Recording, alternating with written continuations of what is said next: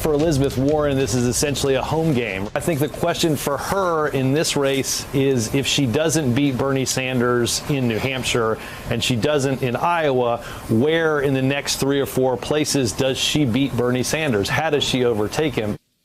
So she has campaigned as the woman with a plan for that. Less clear is her plan for post-Iowa. The Washington Post writes, like many candidates in the final weeks before the Iowa caucuses, Warren was spending more money than she was taking in. She had just $13.7 million in cash on hand going into January. Paper reports Warren has pulled nearly $500,000 in television ads in Nevada and South Carolina this week. With us tonight from our temporary headquarters up in Manchester, New Hampshire, is one of our veteran road warriors, Ali Vitale, who's covering the Warren campaign for us. Ali, middle of the pack is a great place to be in the middle of the Daytona 500 when you want to just run your race, shield yourself from wrecks around you. Not necessarily a great place to be right now between these 2 key contests and heading into 2 more key contests. So what is the Warren campaign saying about the position we find them in? So, look, it's easy to be the candidate with a plan for that. Right now, though, the plan is kind of hard to execute because this primary has been really messy and convoluted.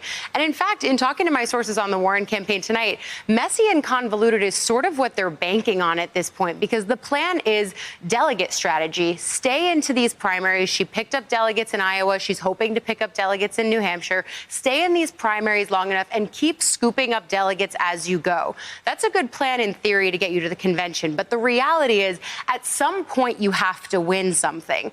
If not in New Hampshire, certainly it wasn't in Iowa. And she was asked this tonight. If you can't win in either of those 2 places, where can you win?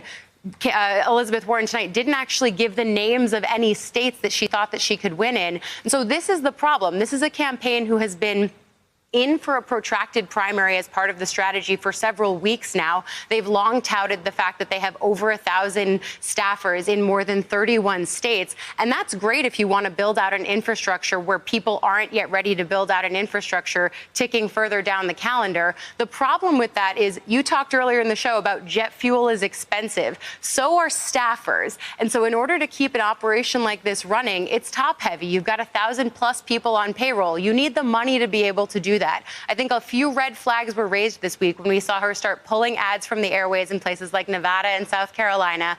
I'm told that's helping the campaign stay nimble. They want to see where this primary goes. But certainly when you start hearing the candidate and your sources on the campaign use words like, we have to be careful with the money we have, that sets off a few red flags, especially at this point when you're right. This is the time to be coming around and starting to make your play to win, Brian.